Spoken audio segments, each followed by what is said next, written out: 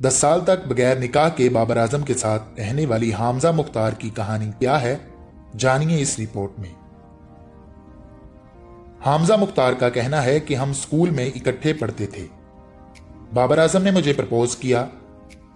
बाबर आजम ने मुझे कहा कि मैं क्रिकेट खेलने में दिलचस्पी रखता हूं। मैंने अपना बॉलर बनाया और बाबर आजम को सपोर्ट किया। बाद में इसका रवैया बदल गया। यह पाकिस्तान का क्रिकेट स्टार बन चुका था। मुझे मरवाने की धमकियां देता था, लेकिन मैं इसे प्यार करती थी।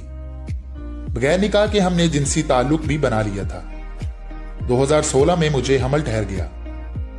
हमने अपना बच्चा जाया कर दिया।